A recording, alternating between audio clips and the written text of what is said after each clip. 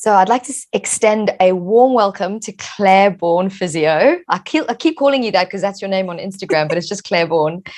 Claire, thank you so much for joining us on Love at First Science to talk all things pelvic health. Oh, thanks for having me. I'm excited to chat today. Yeah, and my love, can you just start off by introducing yourself to the listeners? Yeah, of course. So I guess my job title is I'm a pelvic health physiotherapist, which is a relatively new term, really. We used to be called women's health physios, then we sort of became women's and men's, and now this pelvic health term is just recognizing that actually we treat everyone of every gender with regards to their pelvic health, which is wonderful. So what does that really mean? I make a bit of a joke sometimes that I help people with anything from their like nipples down to their knees, sort of that bit of our anatomy, predominantly around because to be fair, we treat the whole body, right? Every physio treats every part of the body because you can't ever ignore the brain's involvement in any part of our body. But I guess the abdominal pelvic floor region is my kind of specialist area.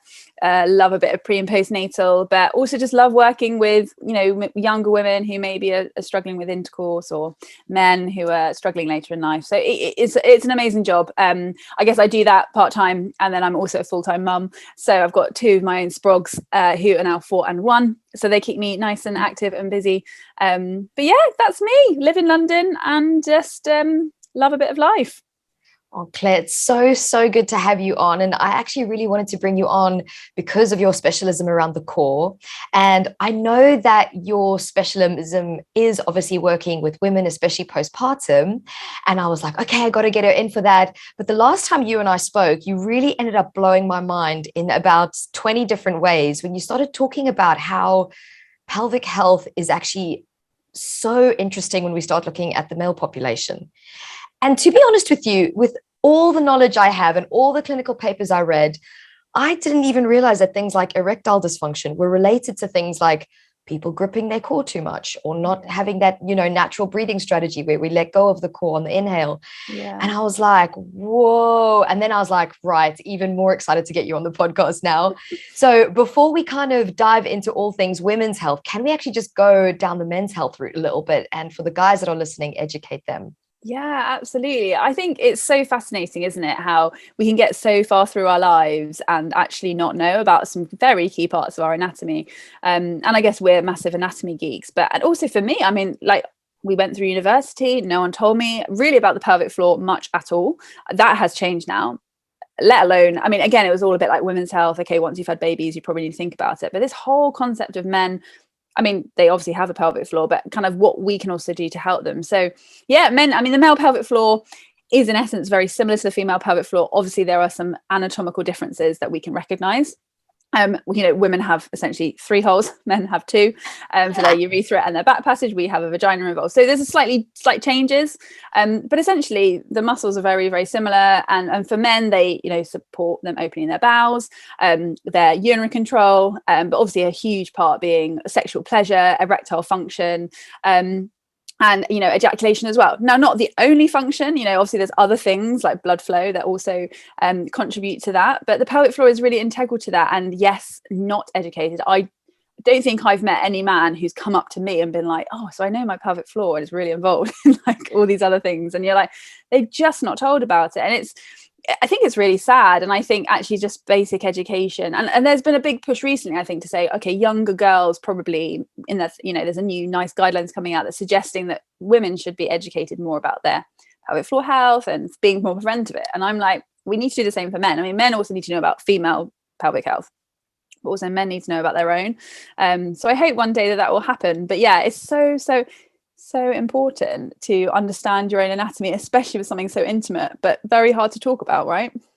It's a very tricky subject to talk about. I think a lot of guys they've never been schooled about it, and it's always been a bit of a taboo subject. But I know that's kind of where you come in, because you're actually really good about talking about the poos and the peas and the fannies and the willies and not making it awkward for people, which I think is a real skill. And I feel like all my friends who work in pelvic health actually have this amazing skill. I'm still a bit like, the back passage. Whereas people like you probably, and my friend Sarah, they'll just be like, yeah, your anus, and yeah, just go straight in. Yeah, exactly. I think so much of like within health is like what we bring into the room and what we're comfortable to talk about will generally set the tone. And yeah, I mean, do you know what? I definitely didn't feel that comfortable when I started off. I remember I graduated and went straight into women's health. And I remember literally being like, oh my gosh, I've got to ask a woman about her vagina and her vulva. And then I didn't even really understand vagina and vulva. Like, I didn't even talk about them as separate things. And you know what I mean? I was like 21, my brain was exploding. I was like, this is so awkward. Like, why am I doing this job? And you just get used to it. And I think for some of us actually, and I think there's this interesting conversation around, as parents, like, what are we saying to our children? What are we teaching them about their anatomy and using the correct terminology? And actually just from a very young age being like, it's okay to say vulva and no one's going to tell you off, and it's not a dirty word and it's not a bad word. And so yeah, it's quite interesting whether this next generation will just feel much more natural talking about these things. And I think it's interesting as well within the world of physio, where I think as well, it was almost seen as like us and them, you know. It was like, okay, if you want to talk about that stuff, go see a pelvic health physio, go see the women's health team. We're not really going to talk about it. You can't really separate it though, do you know? Exactly. And I think over time, we're going to just probably become, I think we'll always have our natural specialisms and interests. But I think what I'm saying, and I loved working with bigger teams, because actually I'd say to them, you need to be asking these questions. Like, there's no 100%. Good just being like, go talk to Claire about that stuff. It's like, ask the question. If they flag stuff that you're not sure what to ask more, then they come and see me. But actually, we should all, as medical professionals, this should be stuff that we are just talking about, because if we bring a shame into it, then everyone is going to continue feeling shameful of it, and we have to change that tone, I think. Yeah, and that's another one of the, I'll keep saying it, but it's another big reason why I wanted to bring you on the podcast, because, and why I wanted to do a whole segment on the core is because I realized that the core wasn't just your abdominals. It wasn't just this middle section of your body that we want to have looking trim for our midriff tops, but actually there's this deeper layer, this pelvic floor segment, and then the fallout, which we touched upon briefly in a second ago. We spoke about men and how they have sexual health function, maybe bowel movement function that's related to their core. Can you go into a little bit of detail regarding what is it that guys are doing that's actually impacting on these essential functions of normal life? Yeah. So a few things, really. I think really a lot of it comes down, I think, at times to just how we breathe and how we just function every day. Like, stress levels high. I mean, we've probably had one of the most stressful years I think most of us have lived. Anxiety levels quite high, and it changes how we breathe. And the diaphragm has a relationship with the pelvic floor, and you know, they're a little team. They're opposing muscles, and really, if that diaphragm's not descending, the pelvic floor is not going to move as naturally, just as it should. And so what can happen over time is we notice that people kind of get into this more tighter holding pattern. Again, maybe there's a lot of focus on core training. There's a lot of like, I need to hold in, I need to look trim. And I think we often think about that in women, but I also see this a lot in younger guys who are maybe training a lot. And again, it's just, none of our bodies are meant to be like one muscle group heavy, right? We're meant to be every muscle group working in harmony, right? That's when everything goes to plan. So I think it's about finding this balance of attention to the details, as well as like, how we make that. But I say a lot of the time it comes into just holding a lot of tension, kind of day-to-day breathing patterns, you know, sometimes training with breath hold. Now, obviously, depending on how you lift, and I'm not a weightlifting coach, but a lot of the time, obviously, as physios, we'd rather people actually just breathe through movement. It's not very natural necessarily to hold, say, bear down, though I do appreciate for certain techniques that's sometimes recommended, but that's a whole nother podcast, I'm sure, for someone who knows more about it. But in general, you know, holding our breath whilst we exert effort is not that helpful.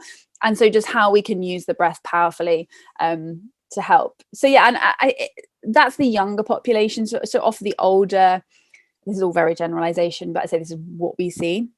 The men, as they get older, if they have, say, prostate cancer and have a prostatectomy, they will then struggle maybe with incontinence. And I think the interesting thing, again, is it like we often blame a weak pelvic floor purely as in like it's really weak and inactive for any symptoms of incontinence or problems, but actually it's often this like tighter spectrum as well. And so for everyone, what we're always looking as physios, optimizing, you know, flexibility, movement within the muscle, as well as strength. And so training will always look at both parts, like how much are you letting go, how much are you able to squeeze, and things like that. So those are our two big populations within men. I would say the younger, that I think experience more like pelvic pain, but may also have like urinary urgency and frequency. And then I say, and sort of erectile dysfunction. And then the kind of more going probably on 50s, 60s, 70s, maybe after prostate surgery, incontinence, again, erectile dysfunction, and kind of how we can help them both. But yeah, it's vast, and as you know, if someone walks in the room and then everyone's so different, and how they breathe, and maybe scars within the abdomen, previous surgeries they've had, history of maybe late bedwetting as a child. Like, there's so many factors that play into our pelvic health that when you break it down, you're like, oh, that actually seems quite obvious. But you as an individual don't think, well, actually, yeah, okay, because maybe I wet the bed later as a teenager, or and I was nervous to go to sleepovers, and I got into a bit of a gripping pattern, or I started going to the toilet a lot more to compensate because I was nervous, and then my bladder capacity maybe changed, or then I just got, I would hold. But it's all these things, and they're often very subtle and very, very gradual, that can lead in to a picture later on in life, which you have to unpick as a lot of the time we do with our clients. But yeah, it's super layered, isn't it? Yeah, I mean, I'm asking you to kind of strip things down, I think, in a pretty unnatural way. I'm asking you, there's this massive population, they're called men, and they have pelvic floor issues, one issue, when really that is an umbrella term for so many different things. And then I'm saying, what do? That gives them this problem. So the question is incredibly poorly formulated, actually. But what I kind of wanted to get at was, it's not just women that probably need some support in this realm. Absolutely. And I think the sad thing is a lot of guys don't even know that this thing called pelvic physios is even in existence. They just think they have to get on with it and struggle and have, I don't know, premature ejaculation to deal. That's what they have to deal with for the rest of their life. Or that there's something actually intrinsically wrong with them, which is even more sad in some ways, that they don't realize that there are solutions. And I think that, again, I so badly want this information to just be out there, because it can make such a difference to their quality of life. Massively. And I think that's what I find sad, that often men end up at my door because they have literally exhausted everything else, and they're kind of gone desperately to Google, and it suddenly comes up, and they think, oh, maybe that's me, maybe that will help me. And I think sadly it's still taking a long time to get into sort of doctors and urologists and GPs to be like, we can help men in this way. Sadly, as well, across the UK, not all pelvic health physios treat men.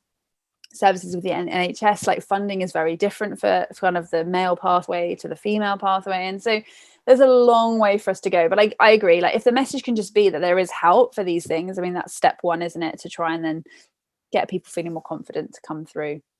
Yeah, I think there's a lack of pelvic health physio support for women, and yet that is where the funding is going. Can you imagine for the male population? There's nothing out there for them. So I want to say thank you for kind of touching upon this, because like I said, I just want to get the message out there. And it's really did fascinate me the last time we spoke, when you were like, oh yeah, gripping strategies, that's what the guys are doing. That's why they've got fecal when you can't go to the loo, constipation was the word. They got constipation, they're leaking, they've got erectile dysfunction. I was like, mind blown. I had no idea the pelvic floor function actually related. So thank you for educating me on that, and now many other people. When we start looking at the female, I know you said the NICE guidelines are now coming out, and that actually education is starting to come in much younger for women. Can we kind of walk through some different stages in a woman's development and different things that you're kind of seeing come up in your clinic again and again? And let's go as far back as adolescence. Like, are there any things that you're like, oh, actually, wow. Yeah. Oh gosh, so many things. I just think even like young girls, like starting to use maybe a tampon or something and struggling with that. Now, it's a question of like, is it that they're naturally in their pelvic floors a little bit tighter and they're struggling, and then it becomes painful to try and do it, and then they struggle more, and then they become apprehensive? Is it we're just not educating them enough on how to do it? Because I think as well, like, often what I say to women is, we often, I think, visualize the vagina as like a perfect tube that's like directly straight, and if you just go straight, everything will just go in. It's not. It just doesn't work. Like, one, I mean, if you're in a heterosexual relationship, I mean, a penis is also not dead straight, right? It's more of a boomerang. It is, you kind of have to go sort of back and up, and I think as well, these simple things that we just don't necessarily support young girls with when they're trying to understand their own anatomy. And And I think a lot of this stuff is hard to talk about as teenagers. Maybe like it's even hard to say, oh, my period started. I remember being so nervous to say that and be like, almost it's quite a shameful thing, which still seems completely bonkers for something that literally happens to every month, every woman from the teenage years. But, you know, it's we're not necessarily supporting them at that phase. Equally, you know, younger girls who are starting sexual relationships. And then again, I think there's this just like education of like how not to get pregnant, and all the kind of like, don't do this, don't do that, but also not how can like we actually support you to make it a very positive experience for you. I think sometimes obviously naturally quite nervous, maybe want to do it, but also a bit nervous, maybe feel like they shouldn't be doing it. And you know, sex as a topic, intercourse, whatever you want to call it, it's a complex thing, right? There's huge psychology as well as physical. The pelvic floor naturally is a protector. You know, ultimately, if we're a bit worried, we're a bit anxious, we're not sure about something, it will naturally tighten a little bit. The pelvic floor is a bit tighter. That's going to make potentially penetration more uncomfortable. It becomes a bit more uncomfortable. We're a bit nervous, and it sort of ends up in this cycle of just being apprehensive. And so some women I meet in their 20s are like, I've never enjoyed sex. It's always been painful from my from being 16, 17, whatever they may have started. And you know, and that's hard, isn't it? But again, there's not that education around that whole topic that I think women even understand, that what allows penetration in many ways is their pelvic floor. And you know, of course, you know, that conversation has been missed. And then if you add that additional layer of shame into it, and it's actually quite sad, because I think it actually takes women really, really long time to actually learn how to enjoy sex. It's because there's so much shame tied to it, and obviously that creates gripping strategies. And even if they don't have gripping strategies, they don't understand what you just said, the very basic fundamentals of how to actually have it be a positive experience, which it should be. And then it kind of carries on into so many different phases of their development. Absolutely. You know, being a teenager in early 20s are just hard years, aren't they? Like, really, that it's not necessarily an easy time in life, and you're trying to learn all these things without a really clear education. I mean, I guess thankfully we have the internet in some ways, but I don't necessarily think that's necessarily the education isn't always easy or clear. I think sometimes it's porn, which is, I think, another whole separate issue on. No, we're not going to get into psychology now, but I think that's almost in another way of hugely damaging to people's development sexually. I totally agree. And I you know, I see a lot of, I say young women, they're not that young, 20s. I'm like in my mature 30s, they're very young. But in my 20s, I didn't feel like super young. But, you know, in maybe early 20s, who maybe a partner's made a throwaway comment about the size of their labia. Now, obviously, this does sound weird, but obviously I examine a lot of women, so I know the variety in female genitalia is huge. You know, we're not made all the same, and it's a wonderful thing. Whereas as a woman, if you say never seen lots of other girls' genitalia, which many haven't, you won't necessarily know that there is a lot of variety. And then if a male partner or a female partner says to you, oh, well, you know, your labia are particularly big, or where are you, you know, why are your labia so small? You know, you can feel really damaged by that and lose your confidence hugely. So again, I think it's just, for me, it's basic anatomy. I think as a man, it's different, isn't it? Because, I mean, there's so much talk about size of penis, how big is it? But equally, it's very external for men. They see it. They're in touch with it every single day. I think as women, it's a very different thing. To actually see your vulva is not easy. You know, you need to get a mirror. So it's a totally different relationship. And you just, you know, we should just all have a special dedicated mirror that we love and cherish. And then it's like a ritual, a once a week ritual. We get the mirror out and we honor our bodies from head to toe. Every little square inch needs the attention that it deserves. Yeah, but it's true, isn't it? I think I meet so many women postpartum who I'm like, you know, could you try and massage the area? And they're like, what? Like, this seems like such a strange concept. And I appreciate it's not the most natural thing to think about, but actually I think just understanding our own anatomy is such a huge thing. But equally, I don't think necessarily we're setting up girls, women for that at all, men as well. But I think, as I say, it's a slightly different thing, because I think visually, when you can see any part of your anatomy, and this is where I think pelvic floor struggles in itself. And I meet so many women, even just today when I've been seeing women who are like, oh, I've been doing it wrong this whole time. I've had 2 children, I've been doing it wrong. But again, like, you can do a bicep curl, you can look in your mirror at the gym, you can have It's nice a feedback. lot easier. Yeah, your PT can tell you lovely technique, your form's on point. Who's doing that for your vulva? I mean, and vagina? Essentially, I am. That's my job. But I mean, the thing is, we can't even look at the pelvic floor while they're doing their pull-ups, and actually that's affecting their pull-ups or affecting their bicep curls. I think that's where, in my own body, I was so mind blown when I started learning about the pelvic floor, and I was like, oh, it's meant to move with my breath and not be in a rigid static shape. And then I actually allowed this freedom, and I was like, oh, I'm so much stronger. What the hell is going on? That's the thing, it's this synergy, isn't it, like in our whole systems. And it's just, the more we understand about our own bodies, I mean, obviously we love learning about anatomy, but most people, it's so empowering. It's the most wonderful thing to say when a woman's like, oh, that's what I'm meant to be doing, or a man's like, whoa, okay, I got this. That's probably why you love your job so much, because having those light bulb moments is fantastic. Claire, can we kind of journey the female on now? She's kind of gone through puberty, she's loving sex, she's getting her tampons in and out. She's maybe not gripping so much, because I know that that's something that we don't want to encourage young girls to do, because it affects their development and their childbirth. But now she's kind of maybe deciding to get pregnant. And maybe falling pregnant and then having the baby. Can you kind of walk us through what you're seeing in clinic? And absolutely. So I think what I'm excited to see, and obviously this is a very private practice thing, but more women just being like, I'm pregnant and I want to understand my body better. Like, awareness that actually there are changes that happen, and actually it's not about fearing those changes, there just are changes, and almost we need to embrace them, but we also just need to know what can we do to support ourselves during pregnancy. So I think, key things are, if you don't know how to do your pelvic floor exercises, see someone and try and see someone to understand. If you know how to do them, definitely be doing them in pregnancy, because in pregnancy, obviously there's a growing baby sitting on your pelvic floor, to want of a better term.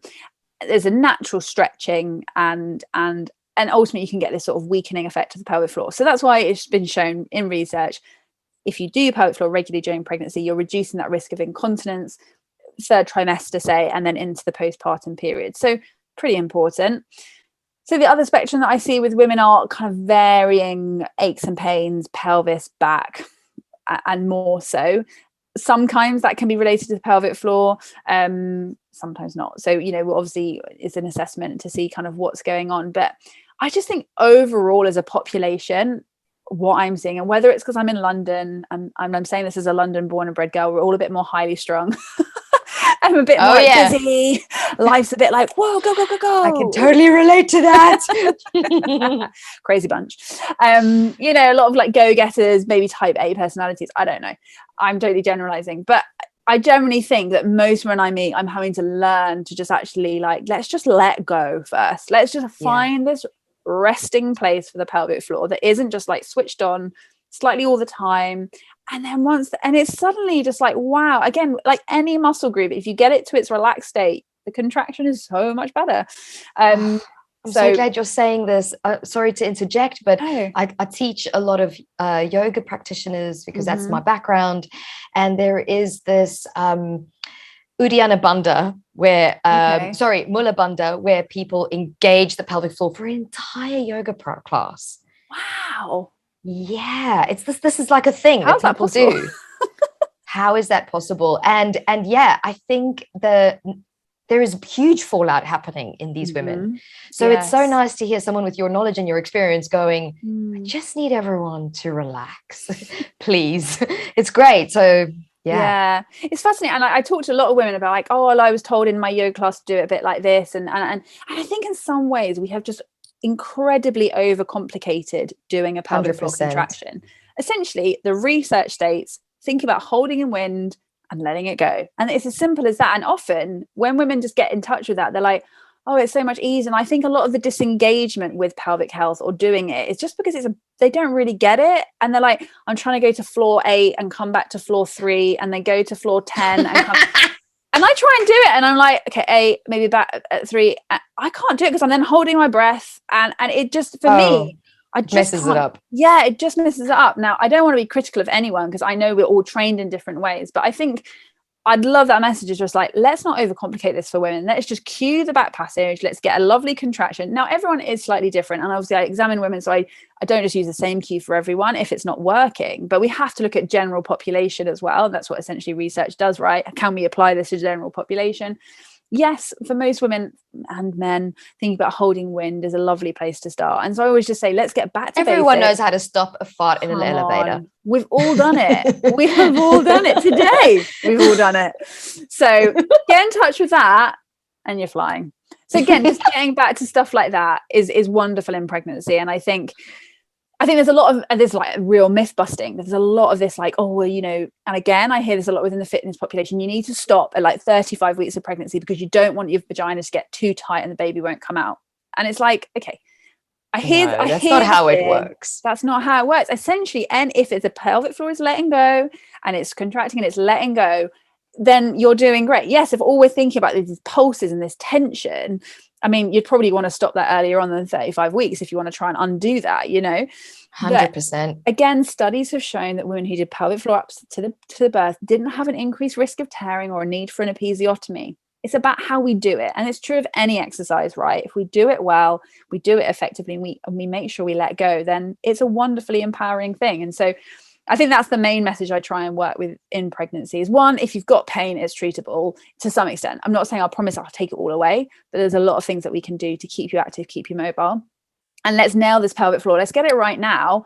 And then postpartum, when you've maybe had a tear or, you know, a baby has then stretched your pelvic floor that bit more, if you had a vaginal delivery, then you know what you're doing. Your recovery should be that bit more easier. I love it. Let's now journey this lady on. She's had her kids and maybe kind of getting a bit older now. Maybe things like prolapse are coming as the conversation. Yeah. Can you give us some deep wisdoms from the physio mind? Oh, I'll try. You're doing great so far. Absolutely. So I think what's interesting is a lot of these things we've probably labeled more as an older lady problem, right? I think incontinence. Thank you.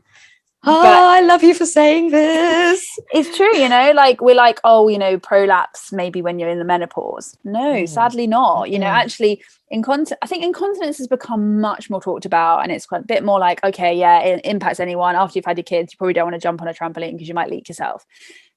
It's still not, it shouldn't be that way. Or even if you've not had any kids, in my instance. It's true. Yeah, exactly. I mean, trampolines. Because I was gripping. Yeah, it's got to give like the trampoline. The pelvic floor needs to go with the trampoline, not against it.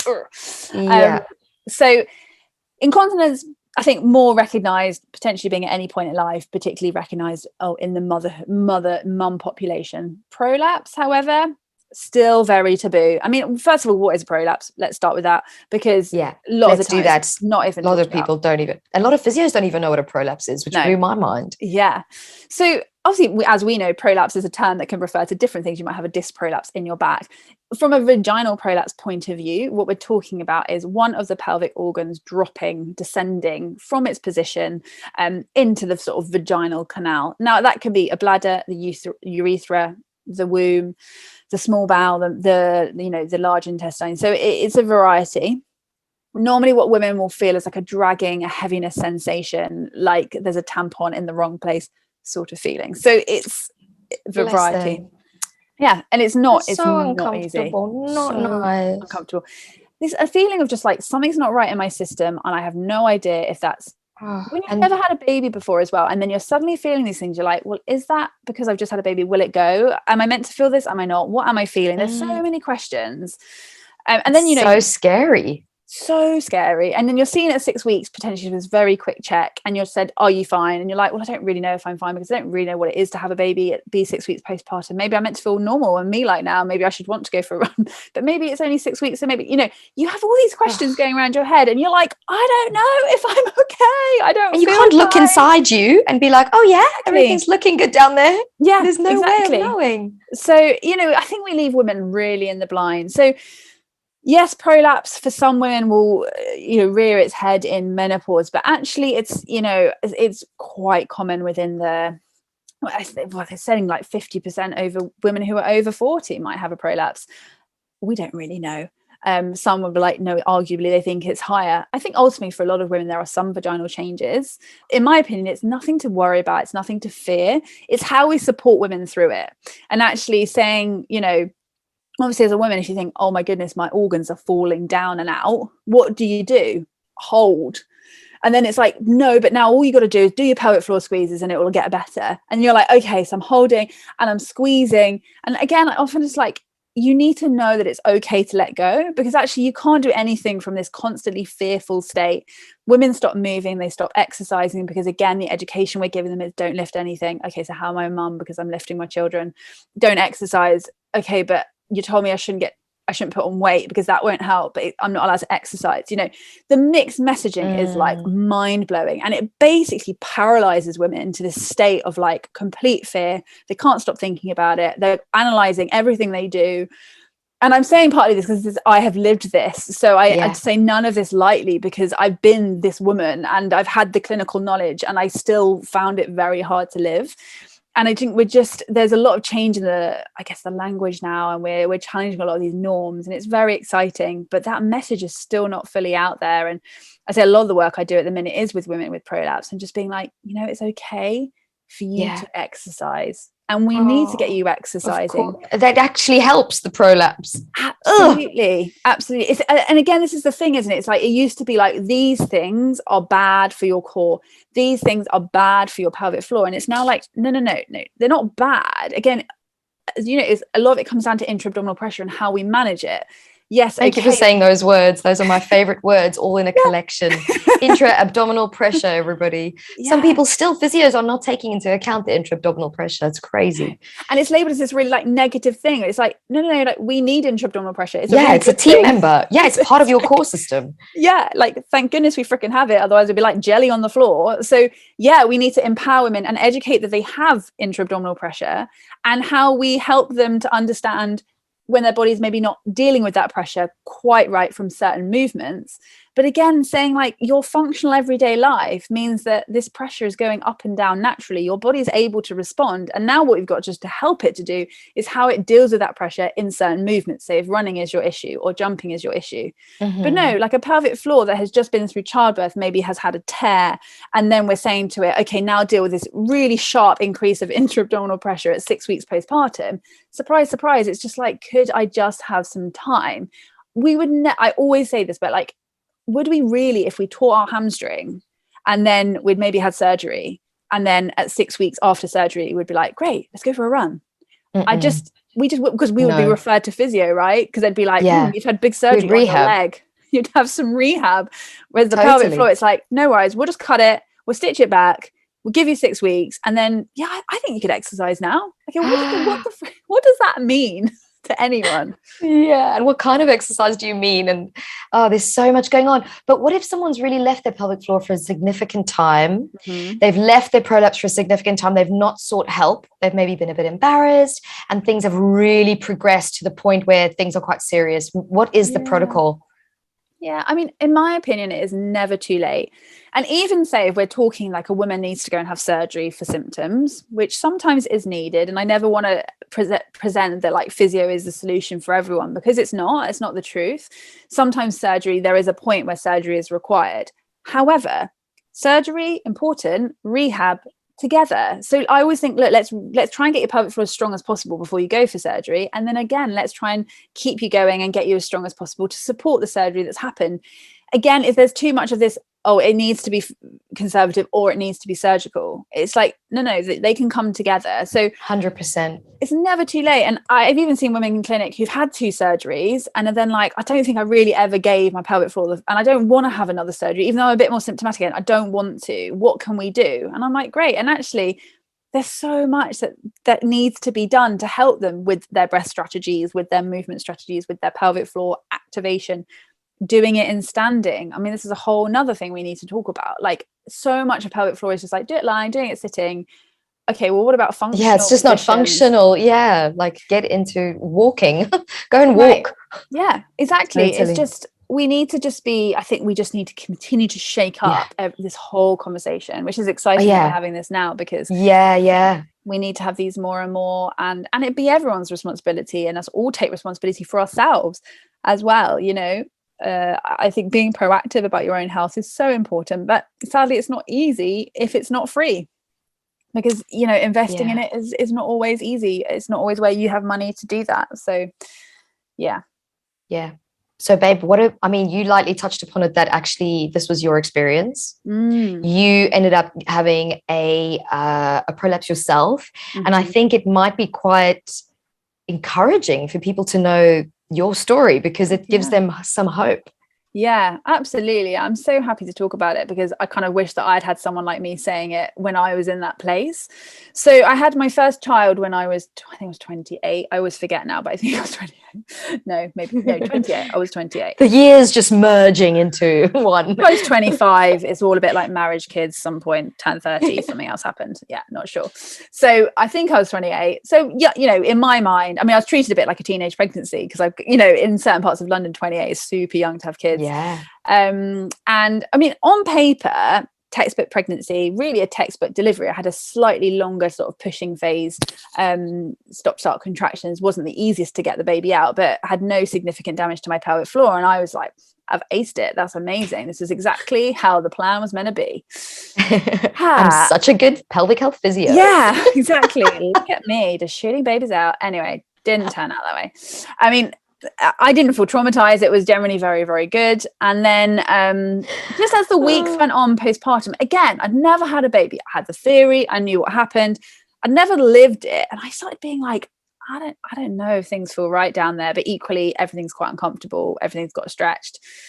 And around 6 weeks, I was like, I think this is the drag that everyone talks about. Like, I can feel the drag. And I was like, gutted. What? Yeah. 28. Yeah. 28. Wow. Super dude. Young.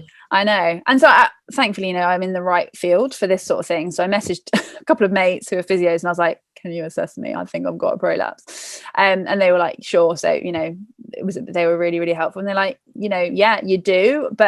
And for me, that was, you almost just, it's like mortifying. Bad news. Yeah. I just stopped. It's like, that's the end of my life. Yeah. That's it. I'm going to go live as a nun now. Exactly. Life's over. Life's there. And I just was like, I literally, I grieved, I felt like I grieved the body I used to have. Like, I lost my confidence. I just didn't feel like I could exercise. Like, it hugely, hugely impacted me. I wouldn't say necessarily my own, like how I felt about myself, but just how I functioned and my confidence. I was reflecting recently. Sorry, I'm skipping parts of the story, but I've gone on to have another child as well and had another vaginal delivery, and it didn't get worse. And after a year of losing my confidence, I decided, I was like, right, I just need to go to see the right person. I need to get some exercise under my belt. So I started doing some PT with someone who really understood the pelvic floor and prolapse, and I became asymptomatic. And so I went on to have another pregnancy, and really I've been essentially asymptomatic since. Postpartum, second time, I did have some symptoms, but equally I was very aware of it. I knew what to do, and I just got more confident moving again, because I knew that it was okay, that I knew that it was good for me, and it actually really helped. But obviously when you're standing on the side of it, where you're like trying to get moving again, and you're fearful of like, well, what if I make this worse?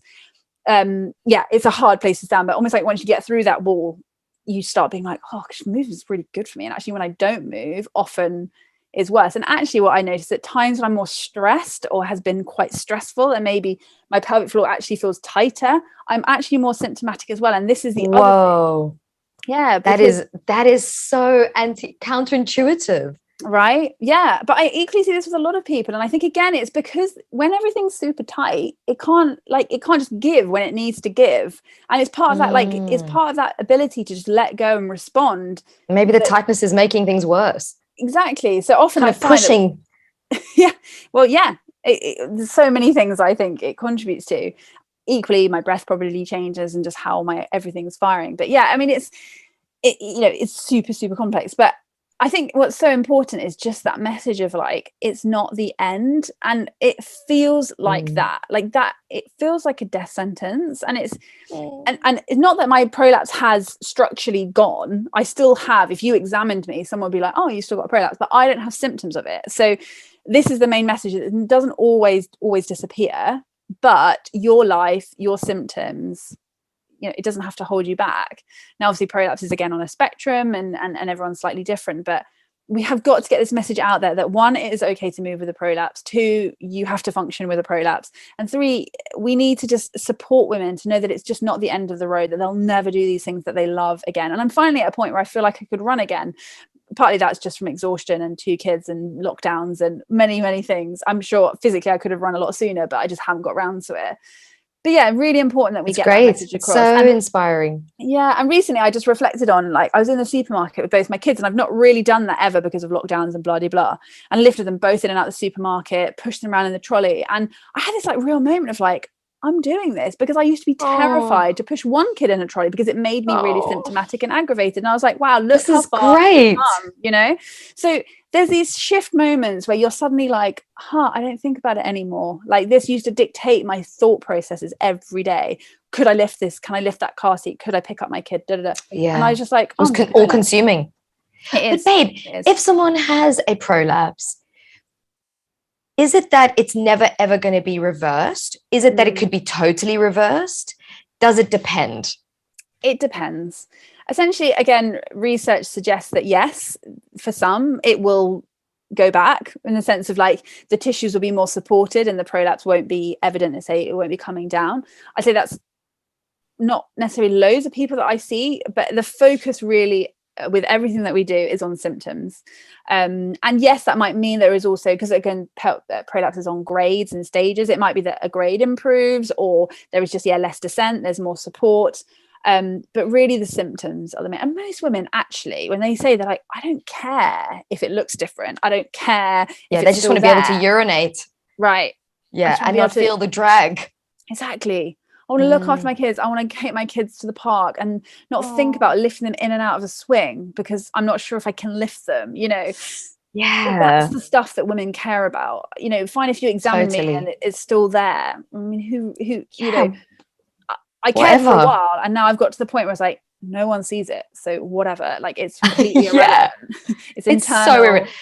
And actually sex is still an option, and I think that's where a lot of the mismessaging comes in as well, is that oh no, you can never have sex again. Oh gosh, I'm literally like most every man I've you know, with women I've talked to, literally like they don't notice a difference. They're like, what? Yeah, something's changed. Okay.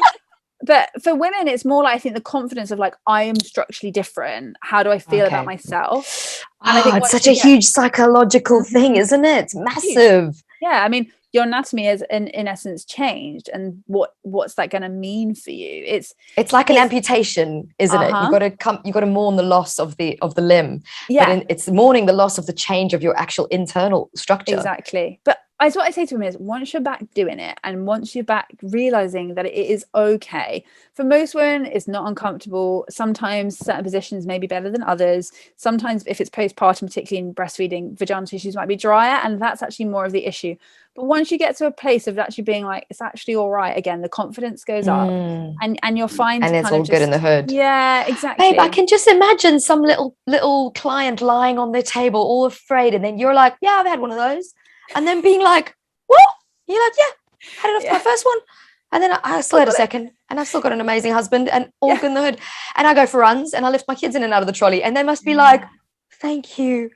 Thank you so much for enlightening us that this is not the end. Yeah, that's it. I mean, it is amazing to journey with women on that. And, you know, see that they're so terrified the first time you meet them, and then they're like, oh, Claire, I did an exercise class. Oh, yeah, go you. And they're like, oh, sex again. And you're like, yeah. I'm just like this like best mate who's just like, go on, girl, you can do it. So yeah, I mean, again, what a joy to journey with women on that. But it's a hard road, and I think, again, the more we all feel comfortable talking about it a bit more, and again, not being afraid to say to your PT, look, I've got a prolapse, could you support me still? And I think more training across the board for pelvic personal trainers, yoga teachers, just to understand that, yes, prolapse is a thing. It doesn't mean that this person can't attend your class. Yes, it might mean that they need a little bit of support, a few adaptations for a while. But actually, yes, we need to encourage them to come and move. And I think sometimes, look, I get why disclaimers have to be there, and they're very important. But it's also, I think, you then just be like, oh, I've got a problem, and I really want to exercise again, you know. I know. It's hard, isn't it? It is hard. But listen, I just want to say thank you so much. I mean, obviously you've got incredible knowledge, and that counts for so, so much. But I think knowing that we can talk to someone who's lived it, A, had 2 kids, B, lived through prolapse, sees women with their eyes every single day, supports men, I think that that counts for even more. Just so tapping into your experience, I just want to say a heartfelt thank you for that. And also, I also just want to point out that your Instagram is so freaking fantastic. Oh, you're so kind. So if anyone is listening, Clare Bourne Physio, please do follow this incredible woman, because you make it so fun and approachable. You talk about all the taboo things in a really super educational way, and you just have a great personality online. I just absolutely love looking at your content.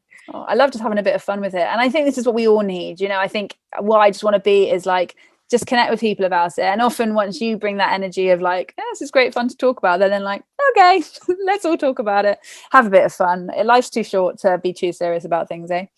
Exactly. And so guys, just as a reminder, Clare Bourne Physio, it's a Bourne and a Claire without an I. Oh, so complicated, hey? The most dull name and yet so complicated. Dude, my mum gave me Celeste without an E. Yes, so true. I mean, every day I see her, I'm like, why? She's like, but you don't say it. Why do you need it? I'm like, it's a silent vowel. You need the E. Oh, you man. feel my pain. You feel my pain. Feeling my pain, dude. You're feeling my pain. Listen, thank you again. Is there anywhere else that people can head to kind of learn more about you and your services? My website. So it's www.clare-bourne, so the spellings we discussed.com. So yeah, awesome. On there it sort of talks all the conditions I treat, which is obviously quite vast. How to book in, how to email me, pricing, and where I am, and all that sort of thing if anyone wants some help. Absolutely, my love. Thank you so much for your expertise and all of your amazing knowledge. Oh, so good to see you.